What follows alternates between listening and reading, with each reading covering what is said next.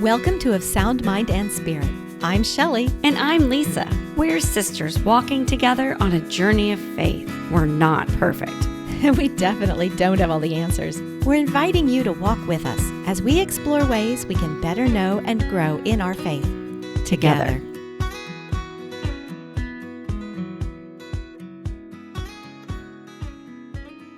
Welcome back to Of Sound Mind and Spirit. I'm Lisa. And I'm Shelly. Today, we are sharing something a little different. We're going to talk about an experience that surprised both of us and really changed the way we think about prayer and our relationship with God. Earlier this year, Shelly and I attended a semi-silent retreat together, which sounds a little strange that we did it together, with semi-silent, had long periods of silence, no phones, no distractions, just silence. Yeah. And honestly, it was not easy. At first, the silence felt very awkward and even uncomfortable. But as the hours went on, we began discovering things we didn't expect to find. Things about ourselves, about our own prayers, and about how God speaks when we finally slow down enough to listen. Yes. And in this episode, we're diving into what we learned from that semi-silent retreat experience, why silence matters in the spiritual life, what Scripture saints, why they encourage it, and how we can bring small moments of silence into our everyday life without going on retreat. Right. And by the end, our hope is that you, our listeners, will feel encouraged to create a little more quiet in your life and more space for God to speak in your heart. All right. So let's get started. Okay. The very first thing we want to talk about, Shelly, I think is what's the difference between, or is this too deep to start, external silence and internal silence? Do you want to kind of give us a definition of, is it just being quiet? Well, one of the things that I think I really learned on the retreat is that there is a difference between external silence and interior silence. So I think a lot of us know what external silence is. That's where we close our mouths or where we try and minimize the noise and chaos and crush of everything going on outside in our lives. Like there's just constant noise, constant stuff. And interior silence is kind of like that. It's a lack of interior silence is what woke me up at 3:00 this morning. And I haven't been back to bed since. But it is when you wake up and your mind is racing. And if you're one of our listeners and you're of our age, you are probably very familiar with this. I know Lisa does, but when you wake up and you can't get your mind to turn off and you're thinking of all the things you forgot to do, didn't do, must do, all these worries come into your head. So that's the difference between external silence and interior silence. Is trying to quiet, the interior silence is trying to quiet all of that so that you can be peaceful and and that's where you can experience God. Okay. So do you want to jump into a little bit about the retreat?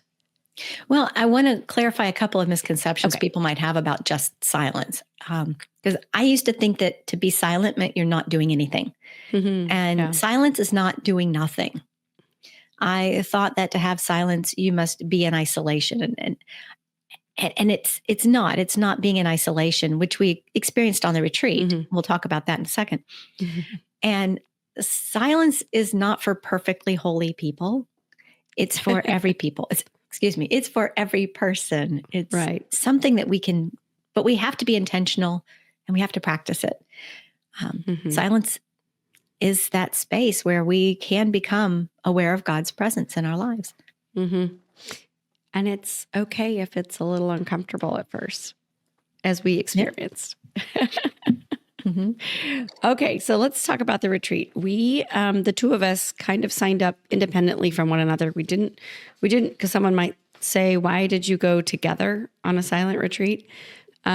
which sounds counterintuitive, really. But we really signed up independently of one another. Our dear friend, Lisa Hendy, who was in our previous podcast episode, and our friend Amy Catapan, who was in podcast episode a couple of episodes ago, they were co-hosting this retreat for writers, for Catholic writers. And so that's what led us each to want to go. And then we ended up going together, and it was in Chicago. Mm-hmm.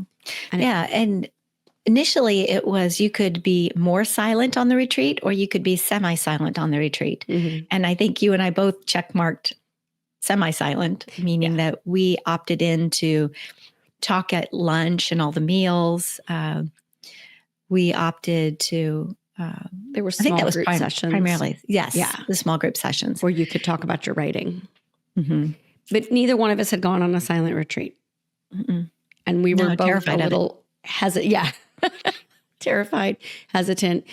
Just not sure what it meant. It's a little, I know people who love it, absolutely love it, but it was a little scary to say, I want to go and not talk for, I think we went on a Thursday. So it was like 3.5 days.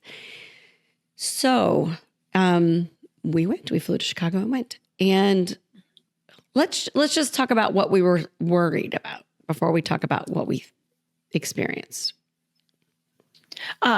Well, honestly, because we're such social people and we went to see Amy and Lisa and see who of our other friends that we know in the Catholic writing world would be there. Mm-hmm. And we like to engage with people and we like to talk with people.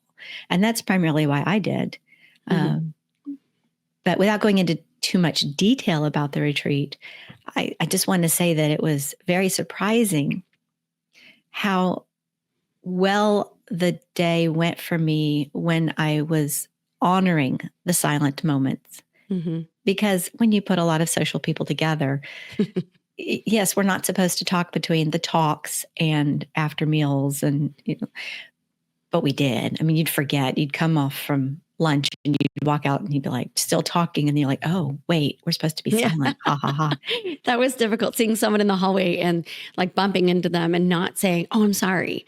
And then you're like, do I say I'm sorry or do I not say? Like that was stressful. In the beginning, I felt like it was a lot of stress. What do I do? How do I do this? What do I say? And we both opted for talking meals so that we could have that opportunity. And the first day, I don't know, that first evening, it was nice to go back to your room. We each had our own rooms and be silent. And I really enjoyed it.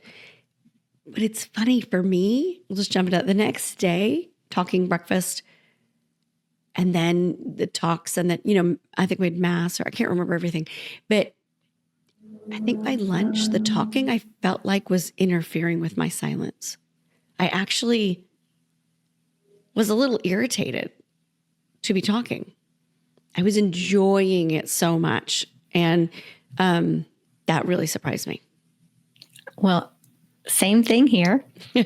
And I remember that, so Friday, we took all our meals together, sat at the same table, mm-hmm. visited with some really great new friends. And Saturday morning, I was thinking, what's missing? And I thought, I need more silence. Mm-hmm. I need more silence. So we had gone to mass in the morning, and we sat next to each other in mass, and then they dismissed us. Those of you who are eating in silence can go through the buffet line, get your food, and go to the quiet room. Mm-hmm. And I remember I looked at you, and you looked at me, and I got up, and you were like, where are you going? Well, you know why that was great? Because I actually was having the same experience, thinking, I don't want to be talking this much. And so I actually had thought about doing quiet meals at that point. So when you got up and went, I thought, okay, I'm going to, and I think our dynamic together was hard through this. It was great to have somebody with you, but it was hard at the same time because we wanted to cheat and rather than meeting a lot of newer people, we, kind of sat together a lot. So the initial experience was apprehension. How do I tune it all out? What am I going to do? Or how is this going to work for 4 days? And then I feel like that morning, Friday morning, getting up, they told us when sunrise is. And I am not a morning person. And when they had it posted, and I thought, I'm just gonna get up. And so I got up and I wanted to walk outside, and I have a thing with the birds. And so they had all these acres of grounds. And so I got up purposely to go watch the sunrise. And I go out there, and it was just so peaceful and lovely. And I felt like, and I've written about God speaking to me in the nature and birds and all of that. And I just really felt overwhelmed by that. And you can tell your experience of getting up and walking outside that morning. Oh, so you beat me going outside because I had planned to get up and go outside also, but I didn't see the timetable. And I remember coming out there and you were already there. And I was like, okay, well, I don't want to be in her space. And the grounds are large enough.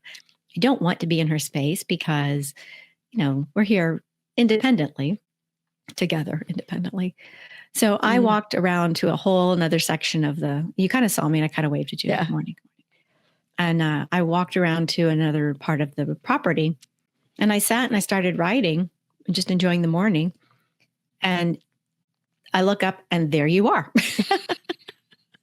Yeah. So it was a weird, moment. Walking around. We did take some pictures of each other, I think. We did. Privately. And that's one thing. I did not put my phone away the entire time. I did not use my phone, but I did use it to take pictures. I did too. And I will say the first night, I can't remember if it was the first night or the second night, I did use my phone. Like I checked my email at the end of the day and texted my husband, hey, everything's good. And it wasn't until I think Saturday that I thought, why did I do that? I should have turned the phone off or put it on. But just having the phone was a distraction. Right. But I didn't have a camera except for the phone. Exactly. Exactly. And that's kind of that double-edged sword. Like I love pictures. I love taking pictures. And it kind of makes you want to have I have a huge camera, but like a small digital camera so that you don't have to have your phone with you. And because I agree, I had it on Do Not Disturb, but I think Saturday was like football, college football. And so my family was chatting. And so even though I had it on Do Not Disturb, if it lit up, you know what I mean, to take a picture or whatever, I could see all the stuff. And that was distracting. Yeah. But I also question whether I should have even been taking pictures. True. Because was that breaking silence? I don't know. But I want to tell you some of the... Oh, okay. Sorry. I was going to say, I wanted to tell you a couple things that I realized. Okay. While we were on retreat. I realized how loud we are. And these are kind of our lessons learned on the retreat. You don't mean just us, right? You and I are loud, or you just... Oh, no, we all are. I just mean that because we're social creatures. I talked about that already, but I just kind of realized how loud even my own thoughts were. All the things that I was worried about were coming to the surface. The writing time was nice because I was working on a project and I got it cranked out. It wasn't the project I wanted to work on when I signed up for the retreat, but it turned out to be the project that God had in my hands at the day that we went on the retreat. So I just accepted that and moved forward with it. The word I wrote down for me, silence, and what I told people when I came back was, I found it freeing. Yes. I am an extrovert. I'm very social, but not having to talk to people. The expectation of you don't talk to them. Even when you're just bumping into them in the hallway because it was communal bathrooms, or you're, getting your coffee or whatever, just, it's not, there's nothing. You say nothing. You smile at them and you say nothing. And it was freeing because it freed my mind from all of the busy, oh, how are you? What are you doing? Oh, that's great. How's it going for you? All of those things, to unplug from my phone, my email, text messages. It's like it gave me a reason, an excuse I felt like I needed to just ignore all of it, everything at home, everything I hadn't done, whatever was going on in the outside world was freeing. And I loved it. And that was my big takeaway was I'm doing a podcast right now, so I am talking, but like, I don't have to be talking all the time. I don't have to make idle chit chat all the time. It's okay to just be still and silent. Yeah. Yeah. I loved it. Absolutely loved it. I think that since I've gotten back, I have posted on social a whole lot less. And I don't know, you, our listeners might notice that there's been a lot less interaction on our Instagram and Facebook. And that's primarily me. It's, to me, it was noise that I realized I wasn't missing. And I feel bad because I went on pilgrimage after that and everything else. And I feel bad because I'm not sharing outwardly like I used to, or even feel like I should be. But at the same time, I feel like it's this silence that God is telling me it's okay not to share everything, every moment that I'm experiencing. I don't have to post just to jump in on what everyone else is posting. And so for me, that was a silence that I kind of came home with, that it's okay. It's okay. You were telling me about a book by Cardinal Sarah. Is it Sarah or Sarah? I think it's Sarah. It's written Sarah, but I think it's pronounced Sarah. Okay. And it was The Power of Silence? Yes. Yes. And you sent me a quote from that. And as you were speaking, I thought of that. Silence is the language of God. Noise is the language of the world. And so without silence, God disappears in that noise. And I thought that was really exactly what we experienced. Exactly. Yeah. I think that one of the reasons I've avoided silence, and I think many of you listening might also, maybe you can identify with some of it, is I think that I'm kind of worried about where my mind will go if I am silent. We spend a lot of time distracting ourselves from whatever is out there. We don't want to think about certain things or experience certain things, hard things. And I think that I've worried that if I'm silent, I'm going to have to address those things, that God wants me to do hard things. And sometimes it's easier to turn on a Netflix show, or a podcast, or music, or, something else as I'm going about my day, than it is to sit and be open to whatever it is God wants to share with me in that moment, because, it can be difficult. Right. Well, let's talk for a few minutes about why silence is necessary for our spiritual life. Because again, these are more lessons that we've kind of picked up on from our experience. One of them, we kind of already have kind of talked about these a little bit, that the noise of life drowns out the voice of God. And that silence helps us discern kind of God at work in our lives. Yeah. I think also when you're quiet, like I said, you think about a lot of things that maybe you weren't trying to think about. And in being silent, it makes you more aware of what's going on internally with yourself, good and bad. It can also bring you maybe a little bit more into humility. But for me, definitely being attentive to myself, to my world, to my what's going on in my house, the things that I'm so busy usually rushing around, doing, and then putting in my AirPods to tune out everything else so I can get things done, and maybe not focusing on what's more important. Right. Lisa, one of the items we brought back from the retreat was a prayer booklet. that they made available for us to purchase. And you found, before we started, a really beautiful prayer by St. Teresa of Calcutta. Would you just, for our listeners, will you read that first section, please? Okay. We cannot find God in noise and agitation. Nature, trees, flowers, and grass grow in silence. The stars, the moon, and the sun move in silence. What is essential is not what we say, but what God tells us, and what he tells others through us. In silence, he listens to us. In silence, he speaks to our souls. In silence, we are granted the privilege of listening to his voice.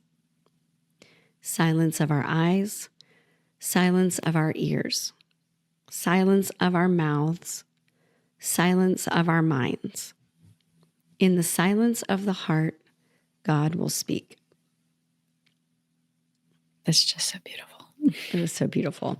And this comes from just a little, I got to give you the attribution to the book. It is Prayers for Time on Retreat and Throughout the Year, and it's published by Bellarmine Jesuit Retreat House. So give a little attribution there. I love that idea that it's in silence when we finally notice what our soul is longing for from God. So, yeah, I mean, yeah. Oh, and I want to clarify for our listeners. That doesn't mean that we went and we were in silent and we heard all these like amazing things. We're going to this and we're going to this. And I long for that. And I long for this. It wasn't quite that cut and dry. Okay. It was more of I rested and I worked and I left space open for there to be a sense of God's presence. And really what I longed for was that sense of God present in my life. I didn't magically come away with all the answers to my life. I think that's important to say. That would have been amazing. Would have been amazing. I agree. I think I came out of it with peace, just this sense of peace and calm. And I think I've talked about it on the podcast this year that one of my theme or my phrase for me has been calm joy. And I really felt that. I felt joyful that God is moving in my life and that I experienced that. I think he genuinely revealed his movement, things going on in my life. And I felt a lot of peace and calmness about it. And it really helped me come home.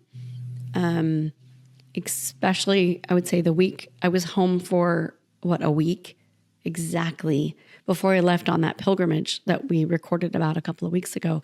And so that was really important because that week could have been crazy trying to get everything ready to leave for France on that pilgrimage for a couple of weeks with work and this and everything else I had to get done. And I think having that silence, having that retreat leading up to the pilgrimage, which I had the retreat scheduled way before the pilgrimage.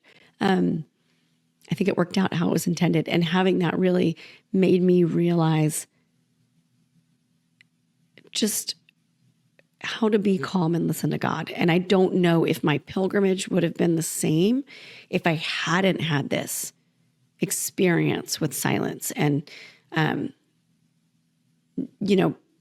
being open to listening to God in that way.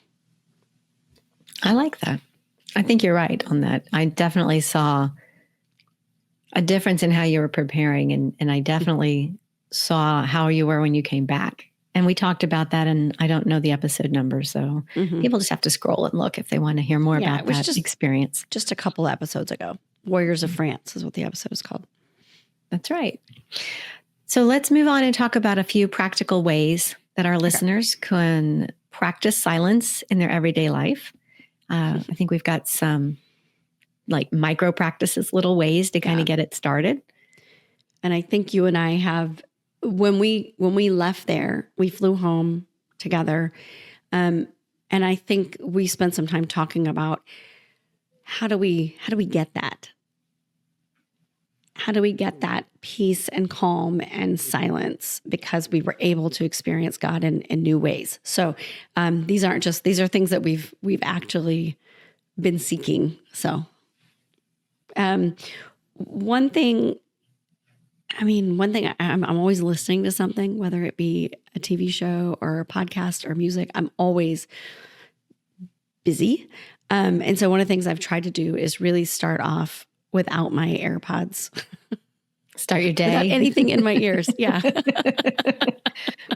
I have started taking my coffee cup and going outside on the patio and just having about 10 minutes of just sitting and trying not to turn on my bird app to listen to my birds, and just not taking pictures and just kind of looking out and noticing the wind and noticing the trees and, that the birds are chirping and just opening my mind to, whatever I'm meant to experience and in taking that time every morning. Right. Well, I do kind of the same thing because I've noticed that my days that go well start when I get up 45 minutes before everybody else in the house, before I have to take my son to school, et cetera. And I go and sit at the kitchen table with my cup of coffee and I either read my Magnificat. So I spend some time, in prayer. And I also usually do a practice called morning pages, which is where I sit and write. Just you kind of take all that out of your head and put it on a piece of paper. But I can't do it when there's anybody else in the room. I can only do it when I'm in silence. I can't turn on the radio. I can't have people coming and going. So the minute they all start coming downstairs, that's it. It's over. So my best days are when I get up with at least 30 minutes of sitting downstairs by myself, praying and writing. It doesn't always happen. So that's why I guess they're really special to me when they do happen. Yes. And for me, I had to change my habit. I used to sit in a chair in the kitchen area, and have my scripture readings and my books and all of that. But I found that I was picking up the phone more than because I would have all these random thoughts go through my head and I think, oh, I need to write that down on my to-do list, or I need to, and so I had to physically change my location and to break that habit of picking up the phone. So I do still do my spiritual reading. Yeah. That's more of a digital silence. And I agree with you 100%. Mm-hmm. You've got to turn the phones off for 5 minutes, even if it's just 5 minutes, that you set it to no distractions or you don't play your games that morning. The worst days are when I don't go downstairs and be quiet. I find myself picking up the phone or checking the news. So I wanted to say one, Lisa, that Dad always does. I know what you're going to say. Yeah, because he's told you the same story, I'm sure. Your best thinking is always done when you're driving. Don't turn on the radio. Just drive in silence. That have always drives in silence. I just drive in silence. Mm-hmm. All my best thoughts come from that. Mm-hmm. And yes, there are days when I just have to decompress and I drive in silence, but I've started doing that some, not a lot. Sometimes I'll just turn on Hello or the Rosary app or, something like that to, help me stay focused. But there are times when I drive in silence. And I do think about Dad when I do that. Yeah. Well, anytime I think when your mind is racing, it's a good thing to, if you're not trying to distract yourself, it's a good time to turn it all off and drive because your brain is engaged in the driving part. And that kind of gives you an opportunity not to have all the noise. So yeah, exactly. Right. Something else is I found myself getting to Mass a lot earlier. So I will go, 15, 20 minutes earlier and sit. A couple of reasons for it. One, the parking lot situation made me seriously aggravated and I was having bad thoughts before Mass. So I stopped. I realized that going earlier made me, try to avoid that and everything. That's a lot of churches. that's kind of a deeper practice than I mean, it's not something I do on a daily basis, go to adoration, but No, I but do try to go. it was different when I had one in the neighborhood when I was, in the neighborhood with you, and I'd pass the church constantly. And then I could just, I don't know if it was on the right day, I think it was only one day a week. I think one day a week made it more intentional, and I would pop in more. Let me just pop in and sit with Jesus for a little while. So now that it's perpetual, it's always like, oh, I can do it later. Oh, I can do it later. It's not so, like, oh no, it's only today, So that's just a mental practice for me. I have been better about the digital silence. I think I mentioned that, but also turning off the notifications, putting the phone down, the doom scrolling, and being like, it's not worth it. What am I getting out of this? Agitation? What am I doing? So trying to be more actively present. Mm-hmm. Yeah. Now, one of the ones we talked about before that we put on the list was to go for a walk outside without headphones. Yes. And I have tried that. And I will tell you now that, okay, listeners, if you can do this, that's awesome. I struggle a lot with going for a walk outside without having either something that I'm listening to, whether it's prayer, whether it's an audiobook, or mostly talking on the telephone. My favorite thing to do, Lisa and I used to walk together, especially during the pandemic, because we lived in the same neighborhood. We would walk together for hours. Because there wasn't a lot of, you could go outside. Do a lot of miles. We had, I think, was it over 500 miles? No, I did 100 miles in 1 month. And you did a lot of those miles with me. Yes. And we would go for like our usual 3-mile walk, but there were days I look back that we were out there for 7 or 8 miles. And so I have discovered when I go outside and try to walk without headphones or not talking, I struggle. Like I slow down. I walk best when I actually call you. It makes the time go by super fast. And I don't realize I've walked 3 miles and all of a sudden I've walked 3 miles. I got to let you go. Yeah. So, but some of my best walking has been when I forget my headphones, not on purpose. No. I would like to know what our listeners think on that one, whether they are a walk outside in silence person or that'd be fun to know. So. Yeah. So another one is that I've come to after the retreat was when I'm trying to sit in silence or I'm trying to be peaceful or calm is not to feel guilty about having those intrusive thoughts like my to-do list items or worry about this or that or whatever. So I really try to acknowledge the thought and then just say a prayer quickly. Like, Jesus, I trust in you to take care of this. And then just accept it and then just try to let it go. So it's not about the absence of all of this stuff that you worry about, but just like when I wake up in the middle of the night, especially, just trying to, Jesus, I trust in you. I trust that you're going to take care of this. I'm going to take a deep breath, or like you always start our prayers, come Holy Spirit, just not giving in to the, let me grab my to-do list and write it down, or let me obsess about this. Just, it's okay. Mm-hmm. Well, I was trying a lot of that this morning with interior silence. I was trying really hard to kind of just calm it all down. I found myself doing a Hail Mary, and I couldn't. I kept singing it from Mass the night before. I'd start the Hail Mary and all of a sudden I'd be lost in other words. Yeah. So there's one thing that I learned, and I can't remember where I learned this now, but it's about, it's like a breathing prayer. And it's deep breathing with a specific prayer meditation that kind of helps you like breathe in. And as you breathe in, you say something like you say it in your mind, like, come Holy Spirit. And then on the way out, you be present here today. Or you'd breathe in and say, Jesus, I trust in you. And then on the exhale, you'd say, take care of everything and relax. And it helps with a lot of anxiety too, to kind kind of try and silence all the crazy by focusing on a word or a phrase, even if it's just, um, you know, come Holy Spirit, Jesus, I love you. I mean, just anything, just it's that rhythmic, deep breathing, So I want to say to you, our listeners, if you are listening and saying, no, no, no, no, like there's too much, I can't, like I struggle with silence. It's okay. We do too. Don't expect to be perfect.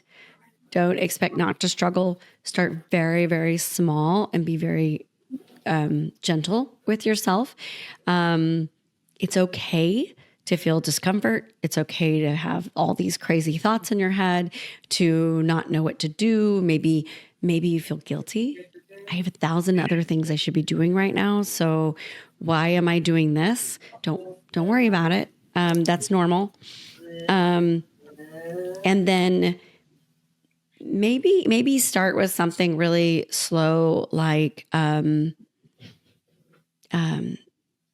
quieting yourself, taking your breaths, and saying something like, here I am, Lord, speak, your servant is listening. Maybe start with something like that, an invitation to Christ, to kind of notify yourself that this is what I'm doing, that there's a purpose to this. And I'm just going to let it go and see how I do. And it's a habit like anything else to get into, I would think.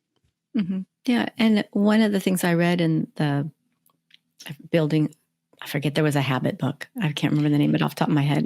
You probably know which one I'm talking about. But if you can anchor silence to an existing routine, then you can make that a habit. That was one of the things in the book, was how if every day you brush your teeth, do it in silence. Or if there's something in your daily routine that you can put silence in it, even if it's just for 5 minutes, 3 minutes, you just, drink the first half of your coffee without picking up the phone.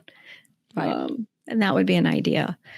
Because remember that when you enter silence, it's a relationship. You're giving God the opportunity to speak to you, or to just be sitting present with you. Maybe he doesn't speak to you in that silence, but it's not something, Lisa, to put on your checklist for the day. It's not a task. You're not going, all right, 3 minutes of silence, check, got that, and move on to the next. Okay. It's not going to lie. Sometimes I do that. I know you do. Just saying, sometimes I do. So, because it is a habit and I want to develop it more. And so sometimes they say the things that don't get scheduled don't get done.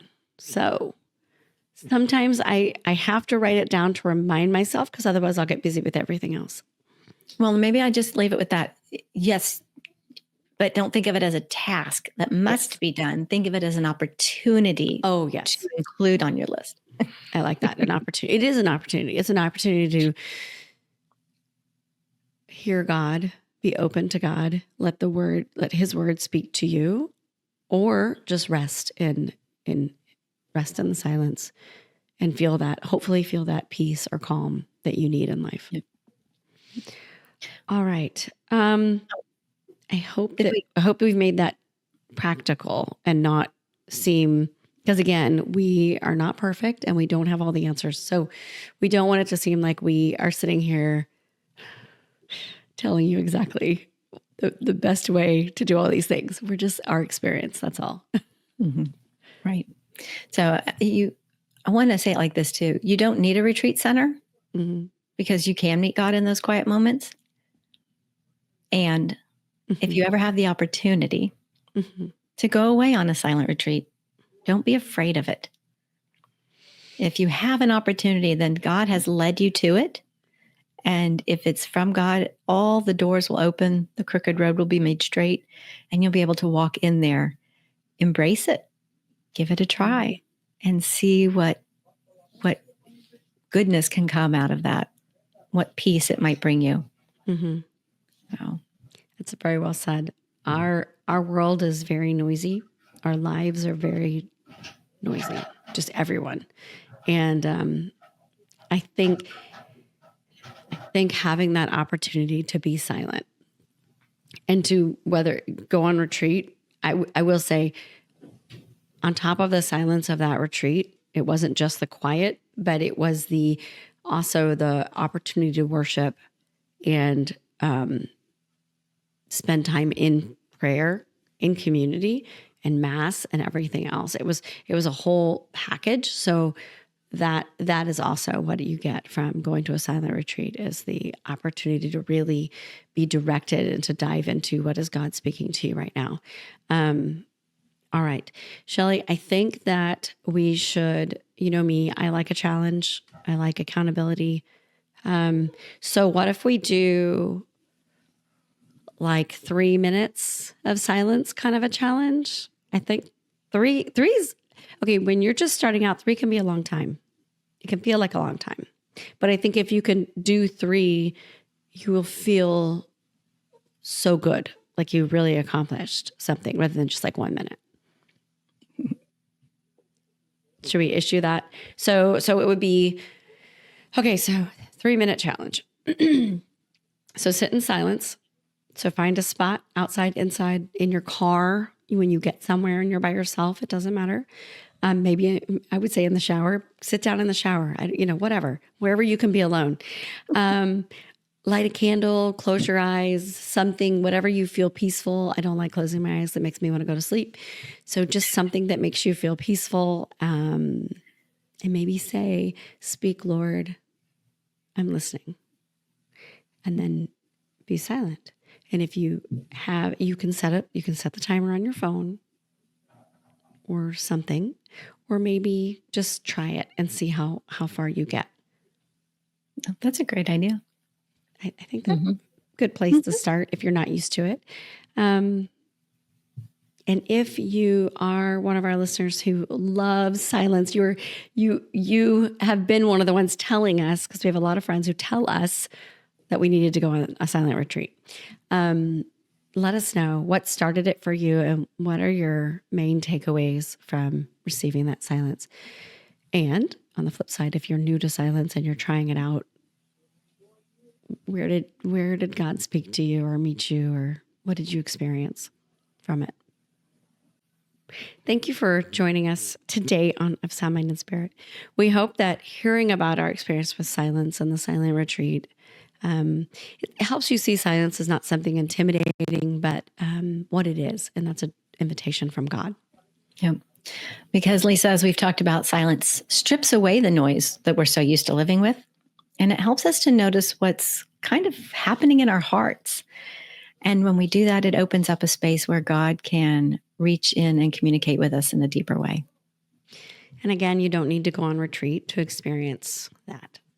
Even just a few intentional moments of quiet can become a powerful place of encounter. Right.